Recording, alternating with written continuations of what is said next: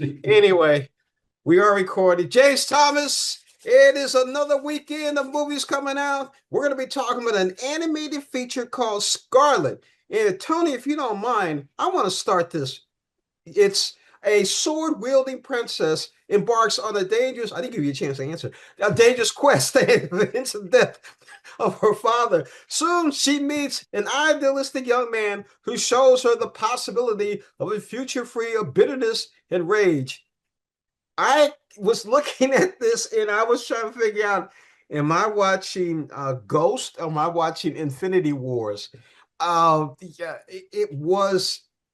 I mean, there was some spiritual to it. I will give it that. There was good versus evil, and you know, there was a little bit of a love story included. I thought the visuals were great. I don't want to spoil it for anybody, but I enjoyed the dragon. I thought the dragon was cool, man. And he came at the right time each and every time. It really was. But it was a very interesting and inspiring story of determination, um, what is possible, and being who you are. Tony, what's your take on it? Yeah, look, it's a giant story of revenge and how the ends are not worth the means at the end of the day. It's not a whole lot of collections of things we haven't seen before. It feels very much like a gender role reverse of Hamlet in a lot of ways. But there's a lot to enjoy. We said it's gorgeous imagery is nice to look at. I thought the story was pretty neat. It does play on parables of Chinese culture where you're looking at, you know, the good outside of the evil. And it does at the end of the day kind of boil down to a simple heroic story, but Mhm. there's a lot of layers in between there. So it's not for the little ones. When you see animation, a lot of people always like, oh, my kids can watch this. It's violent. I would definitely say it needs to be at least it's PG-13 for a reason. Right. But if you're a fan of this, this medium, this genre, I think there is enough there that people will enjoy it.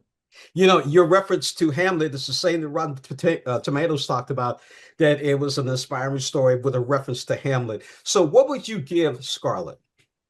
I'd give it a 3 out of 5. I think at the end of the day, the really the grabbing, if you will, comes from the visuals and some of the stylistic choices that are made.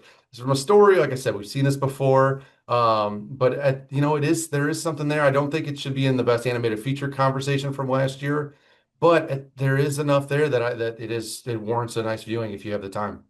Yeah, if you have the time, I'm going to give it 2.5 out of 3. Because again, it was very confusing. I mean, I did like this. The story was very confusing. I didn't know what was going on with it. Of course, you find out at the very end what's really going on, and so I guess that's a reference to Hamlet. So here we go. Now let's talk about the Oscars. And what are we talking about today? We're going to be talking about directing, and here are the nominees: Chloe Zoe Hamnet, Josh Safdie, Marty Supreme, Paul Thomas Anderson, one battle after another. I still got the same. Joachim Trier, Sentimental Value, and Ryan Coogler, Sinners. Now, I'm going to get started with this a little bit myself. I keep starting this whole thing. I'm not giving Tony a chance to say anything. However, for Sentimental Value, I actually got a chance to do an interview with Joachim Trier from Sentimental Value, and I thought it was pretty good. One of my favorite actresses was in it, which is Ellie Fanning. I really enjoyed her in it and being an American star. Um, One battle after another's been winning almost every damn thing that's been going on around here. Sinners has been a very close second. I'm not quite sure what's going to happen with the Oscars. If the Oscars is going to snub the East Coast, I think they're going to go with Sinners. Tony? I think this is going to be Paul Thomas Anderson's award, and it's a shame that him and Ryan Coogler are going at each other this entire award season. I just think it's going to continue, but this does really point out how great of a year it was for film. Chloe Zhao got in for Hamnet, and obviously Joachim Trier got in for Sentimental Value.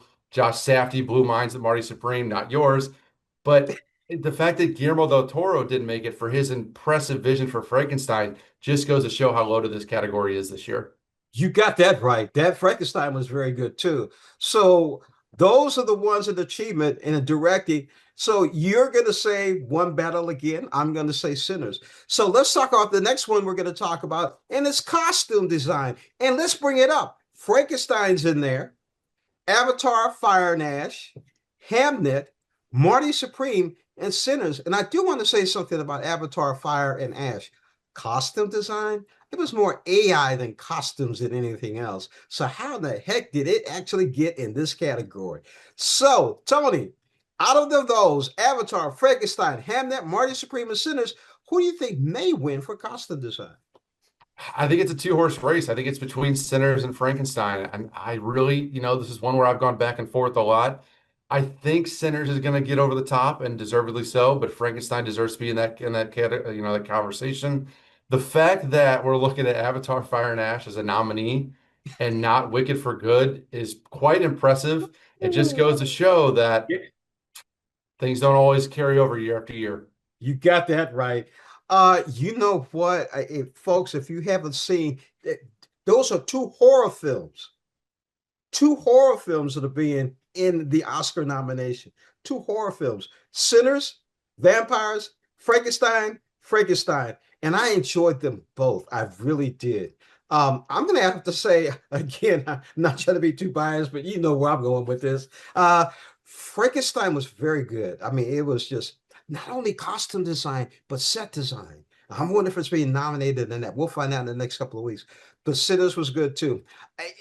Don't get mad at me, folks. I'm going to go with Frankenstein. Tony, what do you think? I'm saying Sinners. I think it just will creep over the top there, but it's going to be a very close race, that's for sure. Definitely. That's it for this weekend. We're going to see you next week. And we're going to be talking about the movies that are coming out. And again, we're going to be talking about Oscar nominations. Hey, but don't forget, on the 14th to 15th, we're going to be talking a lot about the Oscars. And especially on the 15th, we're going to say who's going to win in each category. And then we'll find out the following week that I'm always right and Tony's always wrong. We'll see you next week, folks.